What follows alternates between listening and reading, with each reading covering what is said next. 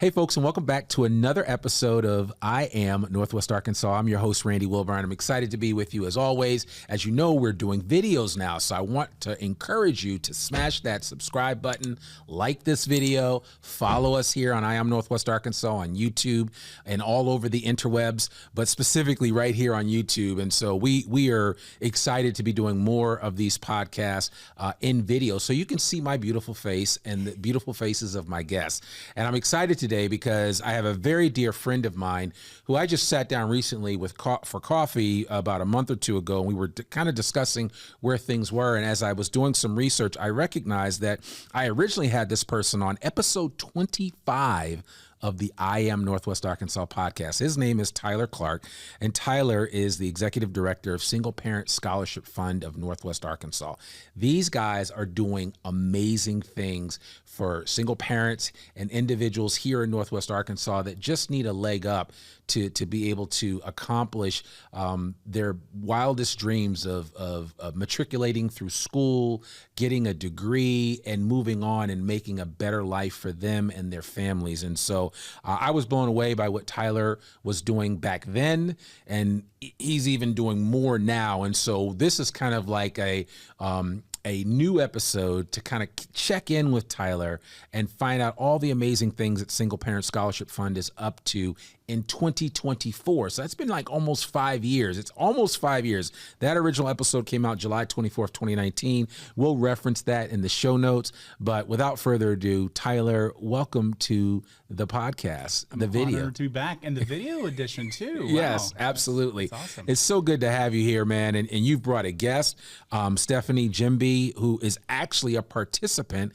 in the Single Parent Scholarship Fund program. And so when you told me you were going to bring somebody with you, I was so excited to hear that. So Stephanie, welcome to the podcast. Thank you for having me. Absolutely. Absolutely. So Tyler, for the uninitiated, why don't you just give us just a quick rundown about the Single Parent Scholarship Fund and the work that you're doing right here, both in Washington and in Benton County. Yeah, and Madison and Carroll County too. There we go. I don't want to shortchange any counties. Don't shortchange me now. Yes. So we've actually been in existence for 40 years this year. This is our 40th anniversary.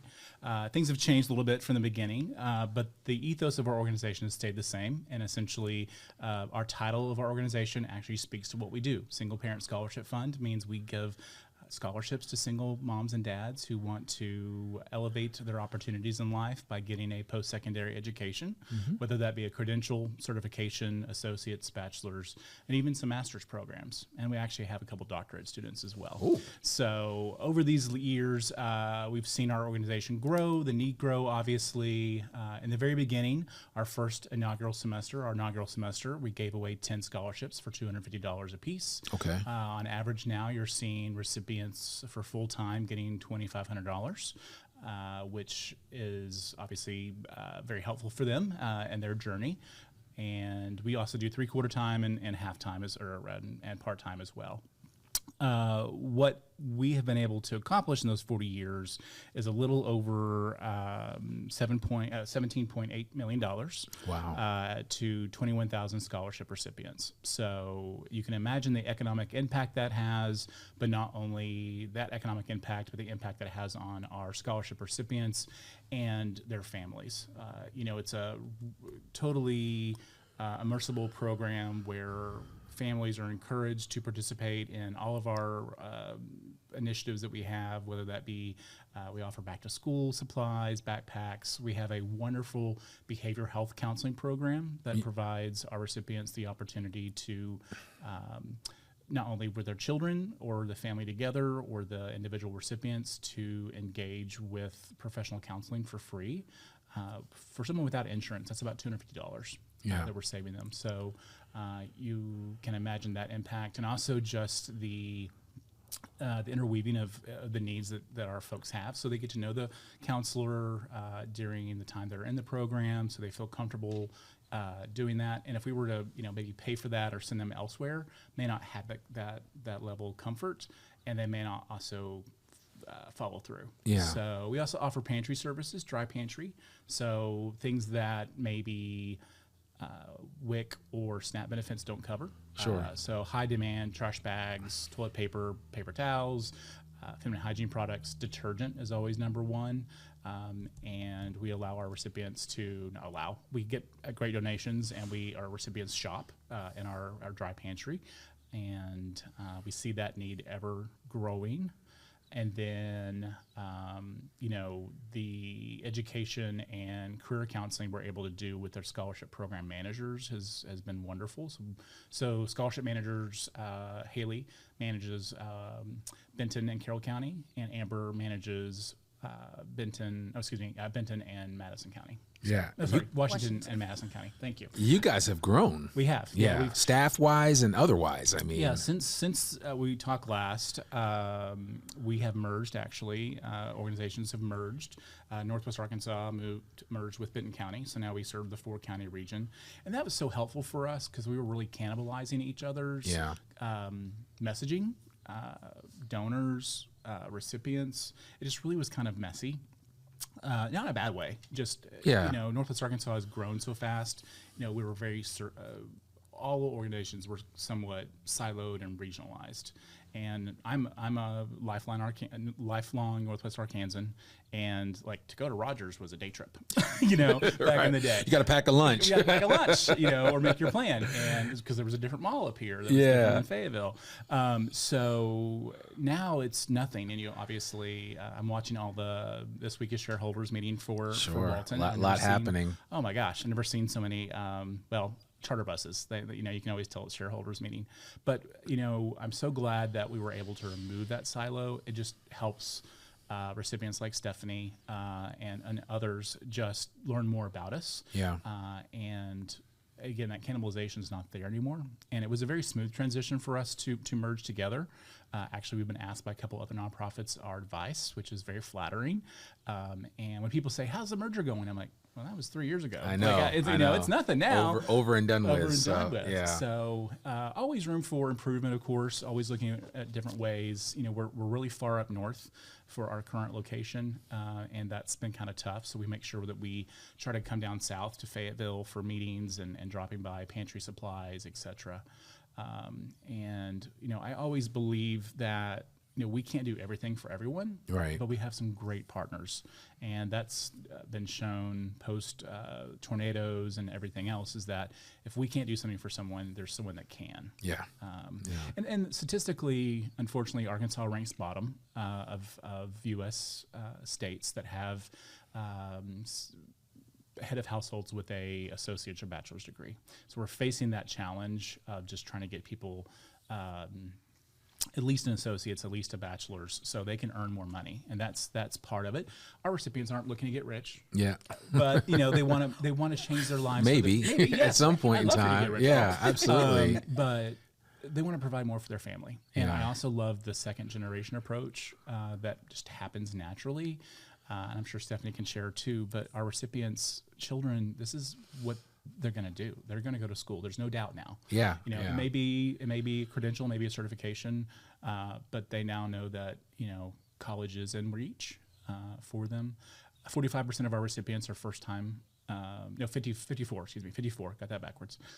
Percent of our recipients are first time college attendees generation, and then 76% work full time and part time. So they're struggling to make sure that they make ends meet for the household, and then they're going to school full time, plus their parents full time. So it's COVID on steroids, if you will.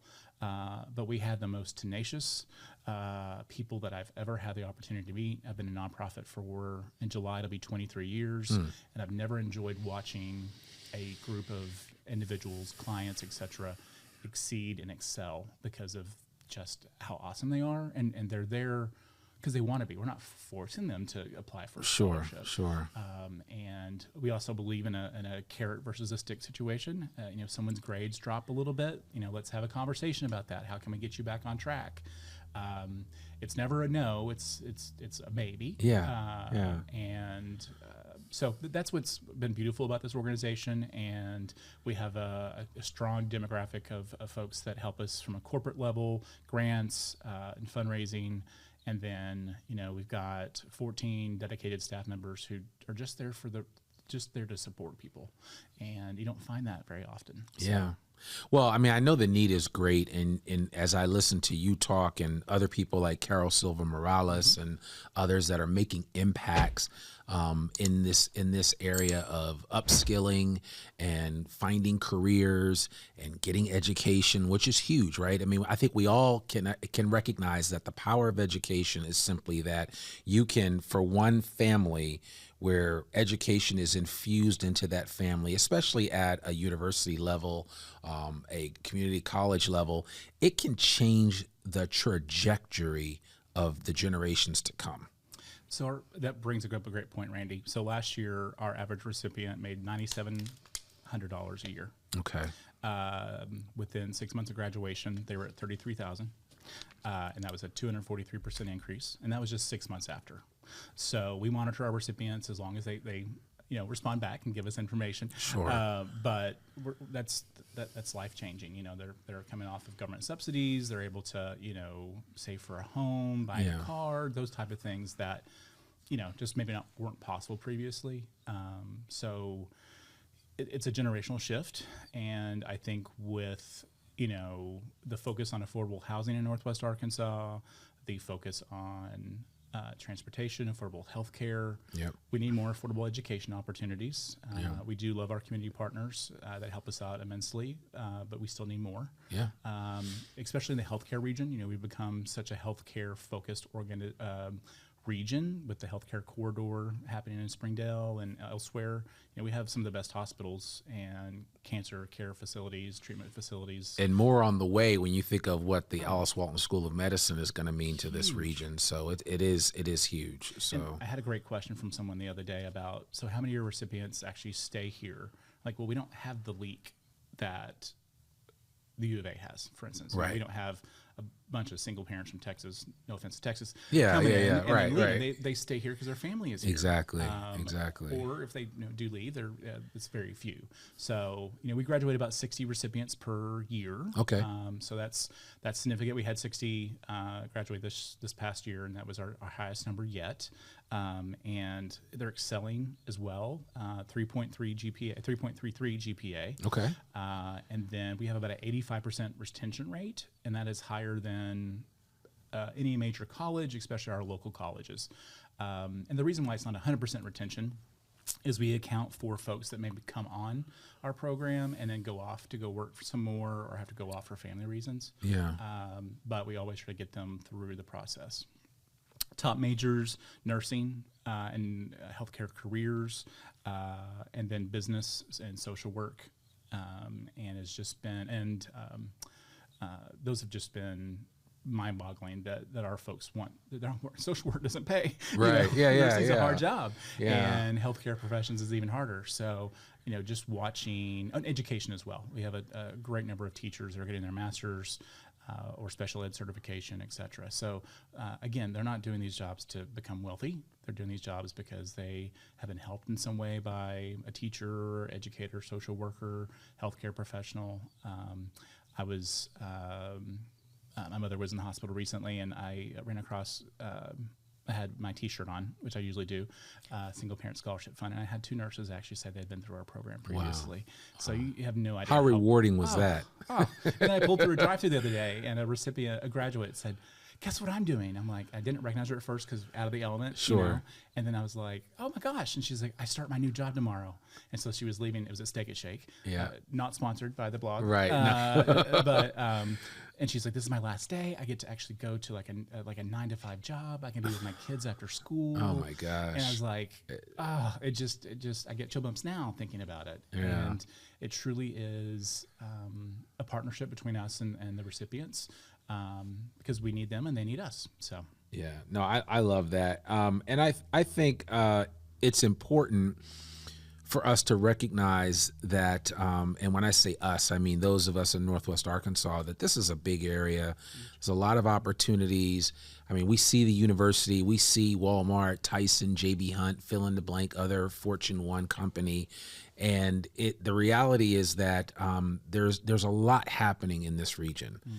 And sometimes we think about at the high level all of the, the amazing stuff. You mentioned the shareholder meeting, which is happening, where Walmartians are coming in from all over the world to descend upon Northwest Arkansas for a couple of days. And I was talking with somebody earlier about, I can only imagine what Sam Walton must be thinking today as he looks down on Northwest Arkansas and like, I had no idea. I just had this idea for this 5 and 10 store, and look at what happened. Yeah. And Single Parent Scholarship Fund, as well as so many other organizations that happen to be in this region, have the benefit of that largesse that we see from those corporate citizens that are in our community. And my question to you is, because I am coming to a question, is how is that impacting what you do and what you hope to do in the future for future recipients of the Single Parent Scholarship Fund? The beauty of having Fortune 1 and Fortune 10 and 20 organizations in our backyard is job opportunities. Yeah. Sponsorship opportunities, volunteer opportunities. We saw a little bit of a scale back during COVID. Everyone did. Everyone did. We talked before the podcast, there was a pre-COVID and now a post-COVID, and things are a little bit different. Now everyone's going back into the office. I think that's going to kind of shape us back into kind of the old model we had with getting volunteers and some product donations and different things. That's my hope, at least. Yeah. Nothing wrong with working from home at all, but getting those corporations back into, and seeing what we're doing and getting them to events and experience what we do. Our events aren't parties. They're events to really connect people to what we do. And when corporations bring in their junior leadership or even senior leadership, they see the impact we're making on their bottom line, because we're getting people educated and ready to go into the workforce right away. And I'm even talking to especially education and medical professions about how do we do a cross pipeline. Yeah. We've got people in your employ that need higher education opportunities. How do we get them into our program?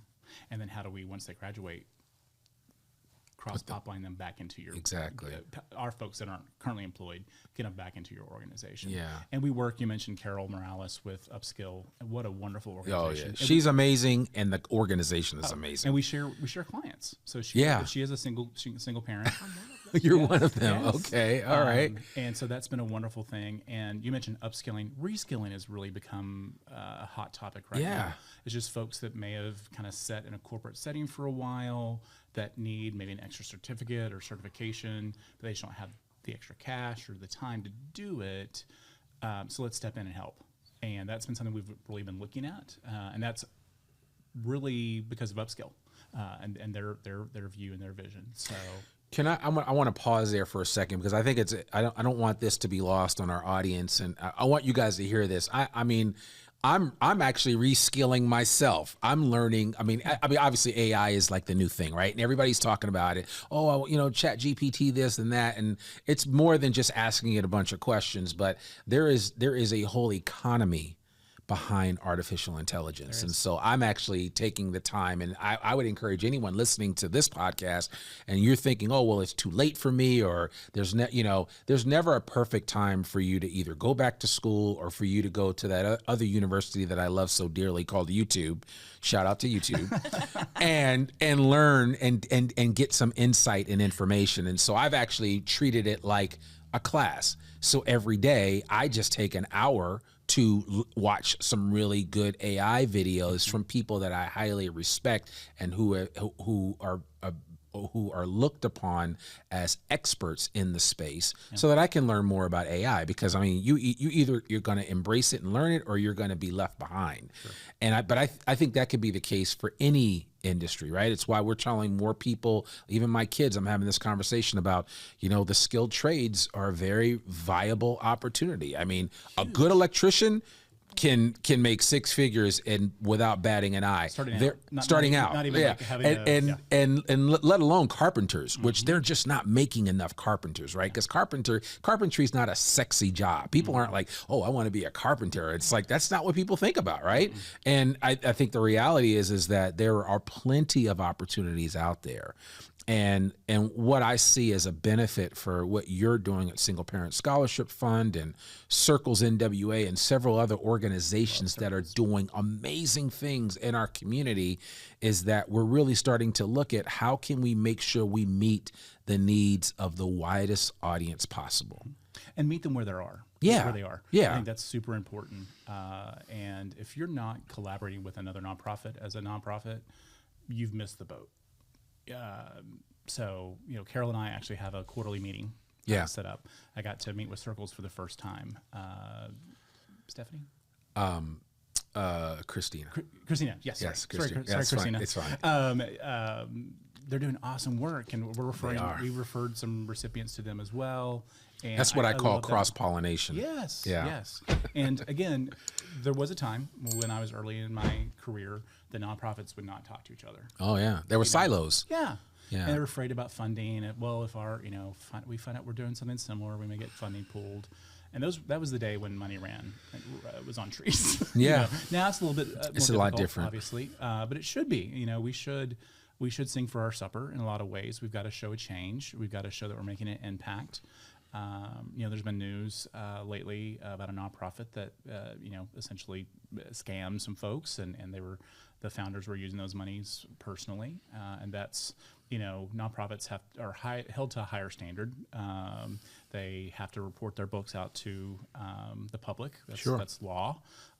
And then just ethically, you should be reporting that out. And if we're not doing our job, our recipients aren't getting the funds that they need and are really working hard for. So well, and like I always say, if you're doing things the right way, you'll always be known by your fruit. And speaking of fruit, your fruit is sitting right here with us, right? And so Stephanie, I want you to just kind of share with us and share with our audience, because remember, the I Am Northwest Arkansas audience is a hodgepodge of people. There are people that are thinking about coming here and trying to determine if Northwest Arkansas is a place that they want to live. Are the people there cool? Are they kind? Are they considerate? Are they sharing? Well, listen, if you don't recognize that we're sharing and that we're an open community in terms of embracing people from all walks of life and any challenge imaginable, then you don't understand Northwest Arkansas. But I would love for you to share just a little bit about your experience with Single Parent Scholarship Fund in Northwest Arkansas and really how it's impacted you and your family. Oh, sure. It's been amazing. I have, we were talking before the podcast, and I'm from Africa. I came here, about 7 years ago. Okay. Came here being pregnant, being single, didn't really know what to do with my life. But at some point I sat down after I had my baby. I sat and I was like, I think I need to do something, not only for me, but for my son. Sure. So I decided to go back to school. And like you said, at the time, the first time I applied for the scholarship, there was the Washington County and then the Benton County. So I applied for it wasn't a degree at that time. I did a certificate, and I met Carrie. Carrie was amazing. And that's how I started. And it was back in 2020, I believe, a little bit before COVID. And then after I had that certificate, I was like, I need to go further. And then I decided to get myself enrolled at NWAC to pursue a nursing degree. Wow. So that's where I'm at right now. And the support, they've been amazing. I don't even know if I have words to express what I really, really feel about this organization. They've been, like Tyler said, counseling. And it's crazy because I started counseling, last year? Because, when you get into the organization, you don't realize all the resources they have for you. Sure. But as you go by, you're like, okay, they have this, they have the pantry. Okay, they have this, they have that. They have the backpacks for the kids and all that. And like I said, words cannot even describe how I feel about what they're doing for us. Yeah. For me. It's more than just writing a check. It's way more than that. It's way more than that. I call it community. It's a form of community. Oh, yeah. It's a form of, I always say, and it's not a joke, but I always say it takes a village. I'm always reminding the folks in the POA that I live in, hey, we're all part of this, right? And if we don't look after each other, then it's a Definitely. moot point. I take it as a big family. I mean, in Africa, everybody that you're close to or that's helping you is considered family. So this is pretty much my family. Yeah. I know I can reach out to any of the people there, and they'll answer my call. They'll be there for me, and I know that for sure, and that's amazing. Yeah, Amazing. I love that. So nursing is your chosen profession. How far into the program at NWAC are you right now? So currently, I'm halfway through. I just got done with my first year. So congratulations. I'm expecting to graduate next year in May. And then once you graduate, you will take a job in nursing? Yes. Okay, at one of the hospitals locally. Yes. Okay. Yes. So are they all courting you now in advance to come work with them? Or I know it's hard because they if you look at all of the job postings that are out there, Washington Regional, Mercy, you fill in the blank. I mean, they're all hiring a bunch of people. They are. Right now, not much because I just got done with my second semester. But I heard that when you move further in your third and your fourth, the job opportunities out there. They are looking for you to come work for them. That's exciting. So what would you say to somebody that is kind of on the fence about maybe participating in this program? Or maybe just, I think a lot of times people just don't have shared experiences that allow them to say, oh, this will be something that I can do. What would you say to somebody that might be on the fence about even applying to single parent scholarship fund and trying to do that? Because some people suffer from imposter syndrome. They don't think, oh, that's not for me, or I can't do that. What would your response be to them? You don't know until you try. Right. So reach out to them. Even before applying, like I said, they are there. They will talk to you. If you reach out, they'll be there for you. Just talk to them. And then you go from there. But if you don't try, you will never know. Yeah. So what does your son say to all your accomplishments now, and just what Single Parent Scholarship Fund has been able to do for you guys? I don't think he's realizing yet because he's 6. Oh, okay. Still young. He's still pretty young. Well, when he's rocking that backpack, though, I mean, that's a good thing. Oh, so, yeah. Oh, yeah. By the way, the backpack he had this year, he loved it. Was it Mario? It was Super Mario. Yeah, Mario is so popular. Yeah, it's the little things sometimes, right, that make all the difference in the world. He so it, yeah, he's pretty young to realize now, but since last year, he's kind of more like he's growing up, and he knows, like, when I sit down to study, he knows that I need to leave mom alone for a couple of hours because she has that thing to do. Yep. So he's kind of now realizing that mommy has to do some stuff. And I think, like I said, he's pretty young now, but I think it's kind of impacting because sometimes when I sit down to study, he like, Mommy, I want to do some homework too. And I'm like, okay, just sit there. I love that. Let's sit together and let's do it. Yeah. So, That's awesome because, I mean, again, what you're doing is you're laying a foundation for him. Yeah. That when the time comes and he's ready to go to school, whether he, depending on what opportunities he has in front of him, which I'm sure will be a lot, he'll be able to say, hey, I had mom as an example, and she laid that foundation for me of my desire to go through higher education. Yes, and that's what I'm looking for. Yeah. And I think it's important for all of us. I mean, I have this conversation all the time with people, and I went through a 4-year college and I got my degree. Shout out to Howard University, but that's neither here nor there. The bottom line is I think everybody should consider going to some type of higher education, whether it's a 2-year associate's degree or 4-year bachelor's, because I think it does make a difference for us. And I think we're actually struggling in this country right now because of a lack of education, among other things. And I don't want to get partisan in any way, but the commentary, but it's just an overall struggle that we have across the board. And we need to infuse more of a desire to learn new things. We need to infuse the appetite and the desire to want to read more and to take in things. I mean, the statistic that I think the Pew Research put out is that like 68% of even college graduates don't pick up a book after they graduate from college. It's insane. So like nobody's reading anything, right? And we're getting all of our tabloids. That's a whole nother story. But I mean there is something to be said for education. Yeah. And in every enlightened society, there's always going to be a need for education. That's why I think the work that you're doing to support specifically single parents and to support those that don't always have a direct path into education is so important. You know, Stephanie mentioned the counseling services, and people have appealed to that because sometimes they've been put down or pushed down in their family where they're like, well, why would you go get a higher education? Are you better than us? Yeah, you know, yeah, and yeah. That's, you know, that happens occasionally. You know, I'm an elder millennial. I hate that term, but It's okay. You know, we were told that you had to go to a 4-year college or you were going to be desolate in the streets. Listen, or Gen X, I was told I was going to college. Yes. I didn't have an option. Yes. It was like, you're going to college. Yes. End of story, and I was like, okay, and well, there's been a lot of talk about the cliff, post COVID and everything Yeah. else. We haven't faced that cliff because our folks are just, wanting to excel and succeed. And with Stephanie, if she wants to continue on with her education, we want to keep following her. Sure, We've sure. had folks that have started with an associate's are now in their master's program.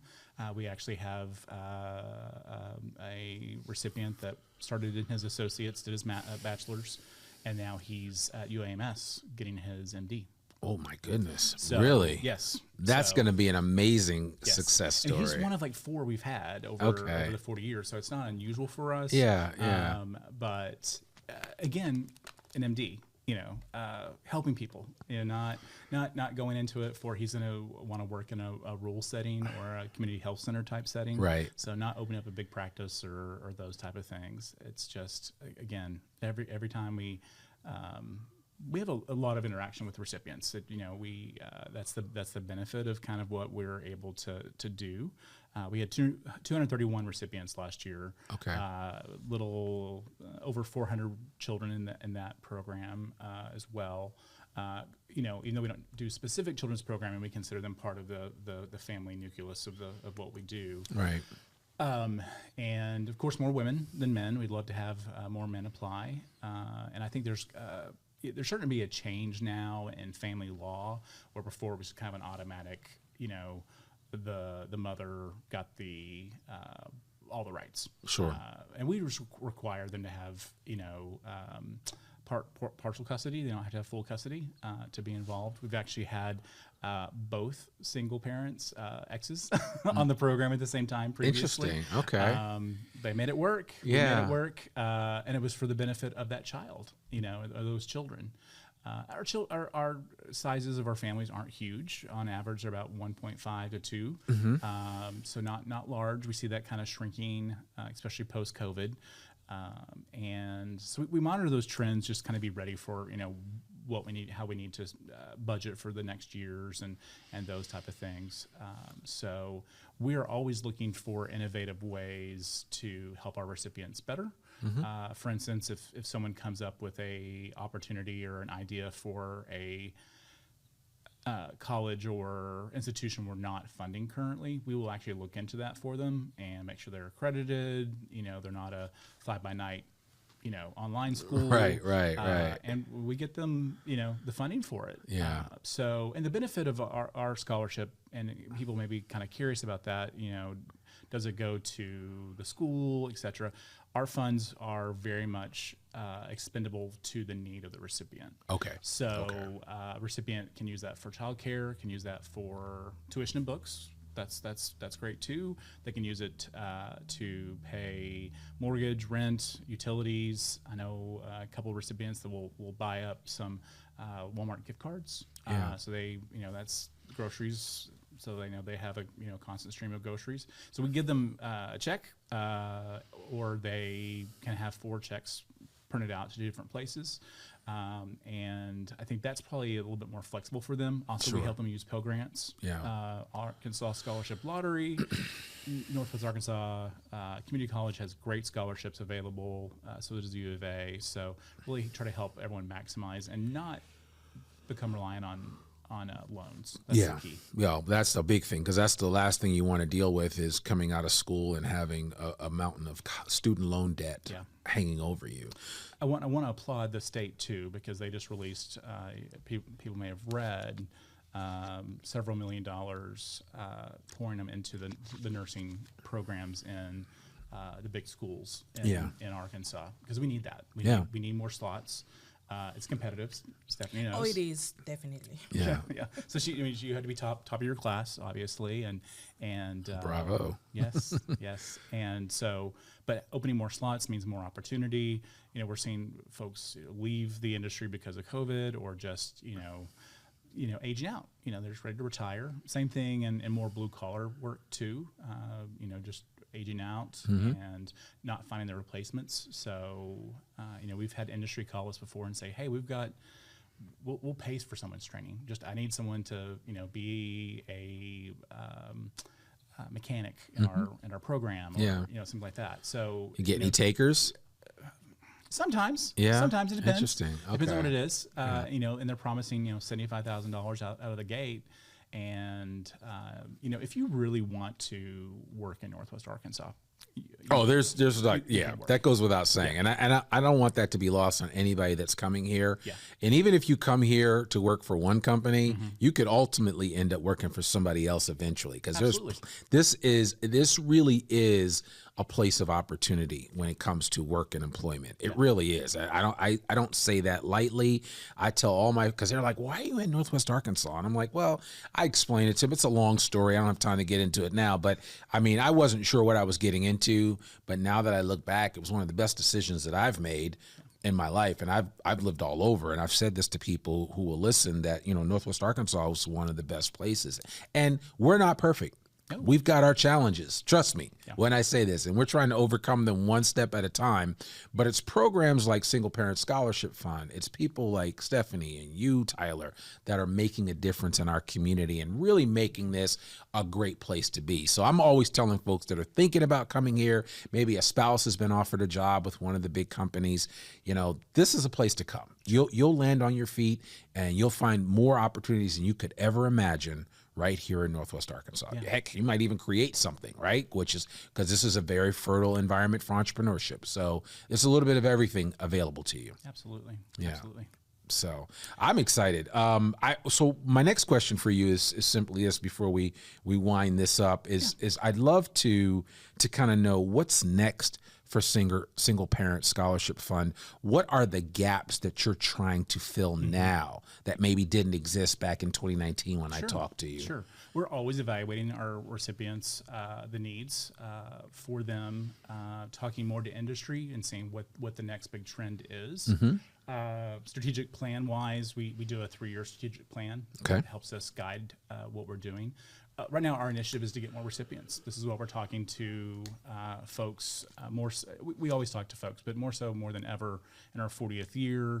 The board issued a challenge, 40 new recipients that we were all going to get already. So our summer semester has been huge, almost 91 recipients for the summer, which you said, oh, that's 91, that's nothing. But that is, we had 26 brand new recipients come on this summer. And that is, summer's not usually a time people come on to the program. Yeah. It's usually people are at rest because they're exhausted from the semester. Are you taking summer? No. Okay. Oh, thank God. Yes. No. Everyone needs a break. Exactly. Right? But absolutely. we've got folks that are coming on that maybe they can maybe graduate by getting a couple credit hours in, or they can just, settle in a little bit easier in the summer semester, especially if you're going to the U of A. If you're a 40-year-old and you step on a backpack, it's maybe a little intimidating to hit that campus. Sure. Or just any campus at all. And that's what we talk to our recipients about, having conversations with your professors, et cetera. Speaking of industry, as I mentioned, is really key for us. And I really want people to start thinking of us not only as a scholarship fund and a social service, but a workforce development organization. Yeah. Because we are putting people back to work, or working at a higher wage, which means they are paying more in taxes. They are, buying homes and all these things that are natural to that post-graduation selection or post-graduation plan. So we actually spend a year with our recipients after they graduate through a GAP program, GAP, literally kind of gap between your gap year. Some folks may go to work immediately. Some people may need some more, may try to I know Stephanie's going to find a great job as soon as she gets pinned. But maybe they need some help on resume, maybe they need some help on their LinkedIn. And it's a choose your own adventure type meeting, and they do it once a quarter, and it's incentivized. So by the end of the year, they get $1,000, Okay. $250 per quarter. And they can say, I really am struggling with X. How do I ask for my first raise? How do I talk about my value with my new degree? Yeah. And those are hard conversations that happen sometimes. They are. Especially since the majority of our recipients are women, and we know women are paid, Caucasian women are paid 75 cents on the dollar, 85 cents on the dollar, women of color, 75 to 65 cents on the dollar, compared to their male counterpart. So how can we help them make that leap and say, I'm valuable, you need me here? And I actually just had a conversation with someone in the office yesterday. She was talking about, she just graduated. She's a nurse on the floor of a clinic, and with the clinic, they've already put her in a supervisor role into the office. And I said, so how much did you ask for your raise? She's like, oh, well, I haven't asked yet. I'm like, okay, what you're going to do is go see Amber real quick. And she's going to walk you through we have a process of doing that. And I said, you've got to advocate for yourself. Yeah. And she's like, but she wasn't feeling her value. But after our conversation, she's like, you're right. Yeah. I do deserve a raise. Exactly. I'm working twice as much and et cetera. So, or I have twice as much responsibility, but she loved it because she can be still in the profession that she loves, nursing, but it's a 8 to 5. So she gets to be with her little ones. Yeah. And, have you heard back from her yet? it was just yesterday. Okay. So, All right. hopefully by the end of the week, she said. Let's hope for a good report. And she said there was 2 more departments that were looking at her too. Oh, okay. People are jockeying for a position to get her. Here's the thing, when that's on your resume, you're valuable to, a lot of other places too. And, just don't, she just wasn't quite confident enough to make that big leap. And I'm so glad that I caught her. She was in the pantry, and I was warming up my lunch. And caught her. So that's perfect. Yeah. I love that. Yeah. Knowing your worth is important. Oh, absolutely. And I think a lot of us, myself included, have to sometimes be reminded that you are valuable, and in the words of what's that guy from Saturday Night Live? Doggone it, people like you. Yes. Right? So it's like you are worthy and people like you, and I'm like, yes, that's right. You don't have to like me to pay me more. Though. No, exactly. So but no, I just think it's important, and we sometimes I think we forget that. Yes. And programs like yours are really important to keep us on our toes and to remind us that we are valuable and that there are plenty of options out there, and even past decisions or even perceived mistakes don't have to define you for the rest of your life. And they shouldn't. No, they really shouldn't. Absolutely not. If I could speak about how to support our recipients. Absolutely, please. So, obviously our community does help us with our fundraising efforts. So folks can give generously at our website, monthly, one-time gift, quarterly gifts. We do take stock, even Bitcoin, all those type of things. But we do have a couple special events coming up to celebrate our 40th anniversary. Spark of Hope, which is our inspiring evening that we honor recipients and supporters.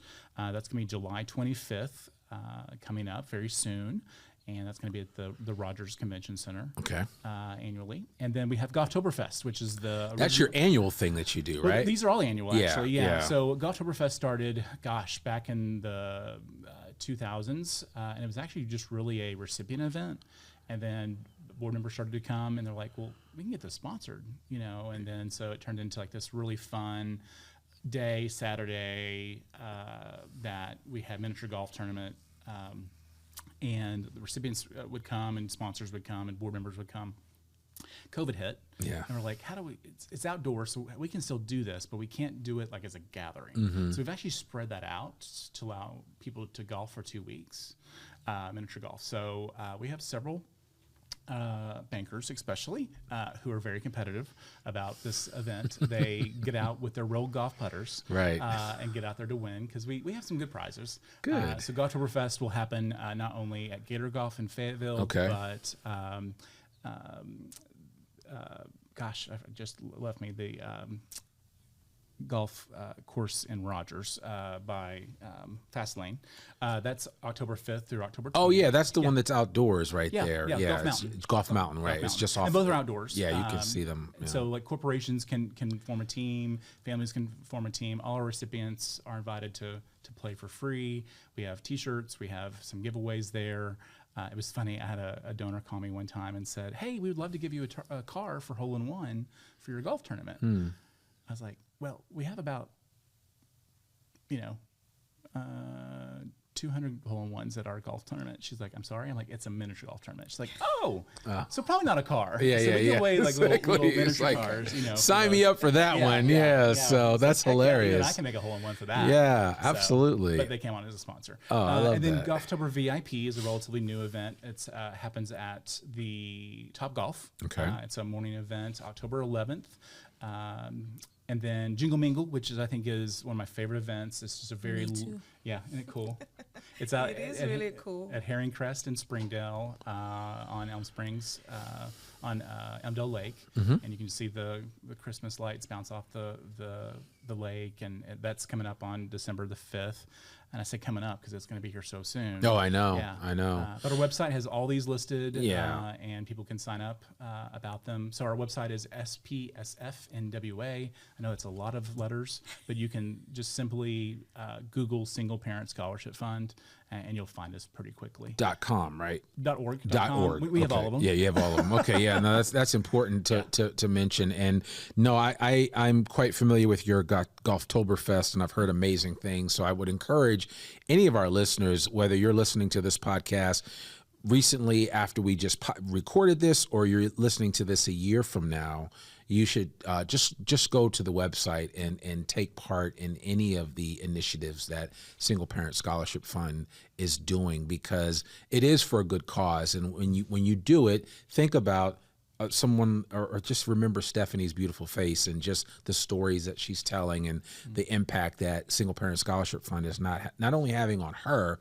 but on her son, and the trajectory change that will take place in her family because of this program. Yeah. So, and we need more Stephanies. We need more recipients. Absolutely. All the time. Oh yeah, I encourage all single parent out there to apply, because I mean, it's amazing, and it's life changing. Yeah, definitely, it's life changing.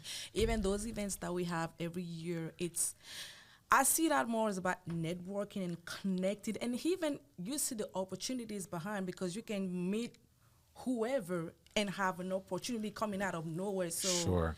Yeah, I encourage every single parent to apply. I love that. Well, yeah, we'll definitely make sure we put all of that in the show notes so that our listeners have the benefit of that. And I do want to mention one other thing, because as the date of us recording this, we are just about about a little over a week since we had a terrible weather event here in Northwest Arkansas.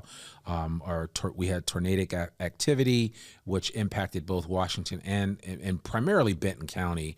And because of that, several of the participants in the Single Parent Scholarship Fund had to come to you, and you were able to provide them with some much needed resources.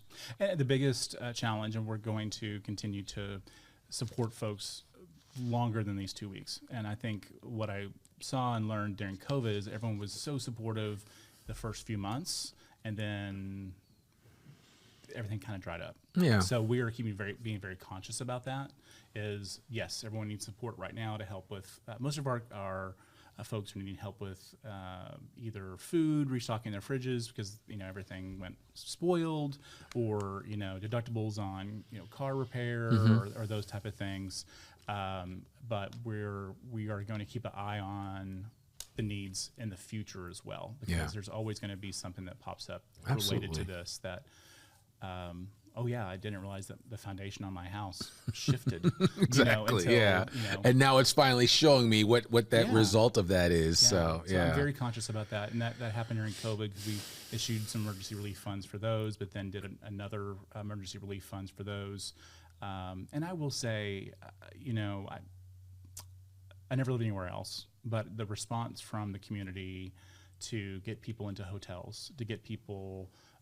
People were taking their chainsaws to neighbors.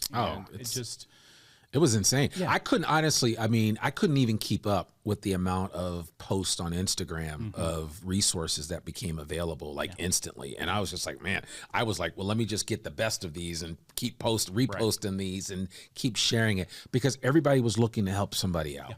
I mean, I saw whole offices go up and help some of their coworkers whose homes had been hit with trees. I mean, it was amazing just to see the amount of outpouring of support. I mean, we see it in other disaster areas. You never think it's going to happen to you. I mean, Joplin got hit really bad multiple years ago, and I've talked to people that are from there, and they said, man, you just wouldn't understand what that was like. And we had a small tornado a couple of years ago that flew through Fayetteville and messed up some stuff in Springdale, and I remember going and helping a friend who had about 100 trees felled during that, but this was much greater. Yeah.